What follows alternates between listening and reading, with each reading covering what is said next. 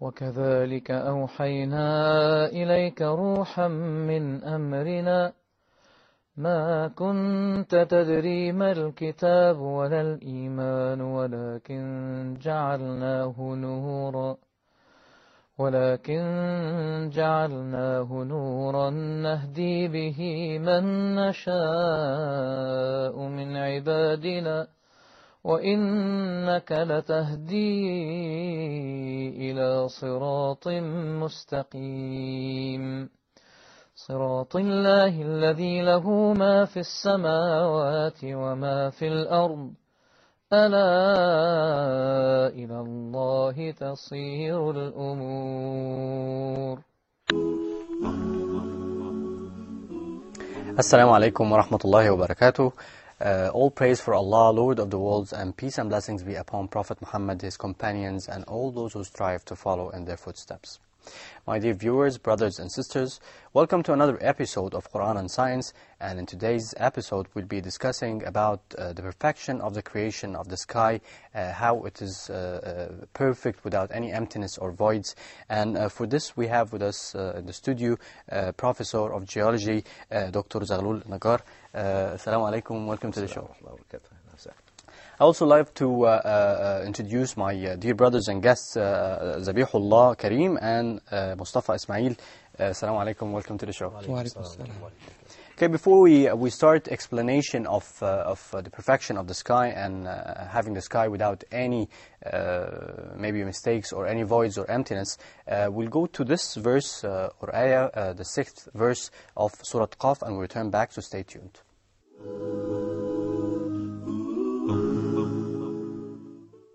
أفلم ينظروا إلى السماء فوقهم كيف بنيناها وزيناها وما لها من فروج.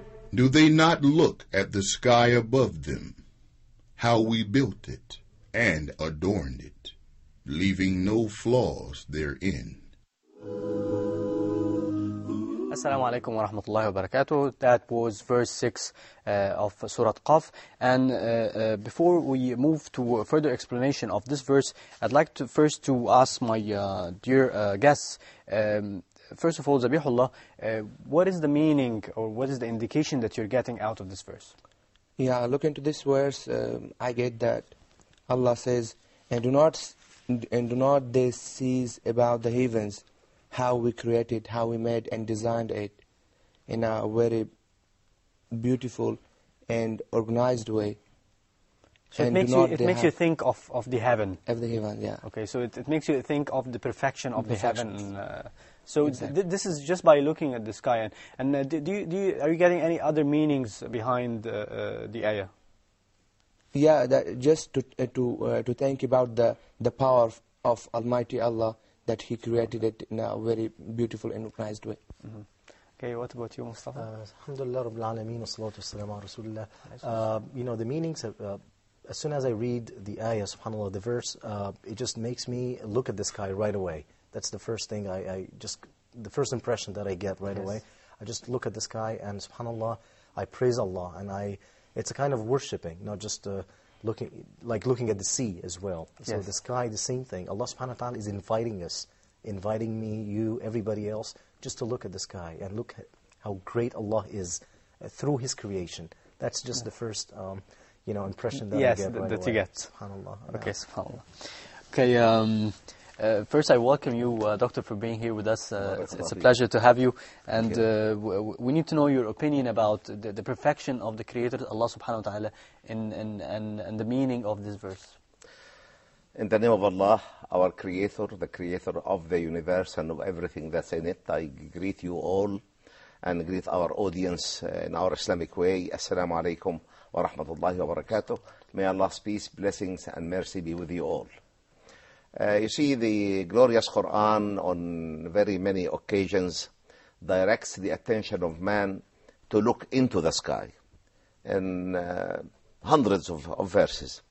Because one of the ways of understanding how great Allah is, how wise Allah is, how powerful Allah is to see His creation. You see, so long our souls are imprisoned in that flesh of the earth, we cannot really see Allah subhanahu wa ta'ala. But we can realize some of the qualities of Allah subhanahu wa ta'ala by meditating into His creation. And one of the greatest creation of Allah subhanahu wa ta'ala is the sky, is the firmament, is the universe. And this verse particularly says, أَفَلَمْ يَنْظُرُوا إِلَى السَّمَاءِ فَوْقَهُمْ كَيْفَ بَنَيْنَاهَا وَزَيَّنَّاهَا وَمَا لَهَا مِنْ فُرُوجٍ. There are three basic items the ayah is directing our attention to look into. How the sky is built, how the sky is ornamented, you see, by stars, galaxies, and constellations and the like, and how the sky does not have any voids. Yes. And these three basic facts have not come to notice to man until the latest decades of the 20th century. Very true. And for the Qur'an to spell these facts out that beautifully as an example to testify to the might, knowledge and wisdom of the Creator is a miracle by itself, because nobody at that time, 14 centuries ago, knew anything about any of these three basic facts.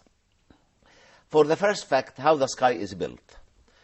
The most predominant idea about the creation of the universe is what we call the Big Bang Theory. And an eminent scholar of our time, Stephen Hawking, wrote in one of his books, now we know that this universe came by a big explosion. And he said, we understand that explosions result in the scattering of things randomly, without any order.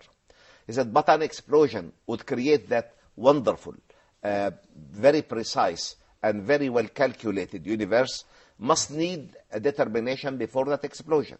Exactly. Must need a great mind that would determine the masses, the volumes, the distances, the relationships. So how the sky is built is really one of the main testimonies to the greatness of our Creator and the knowledge, wisdom, and power of that Creator.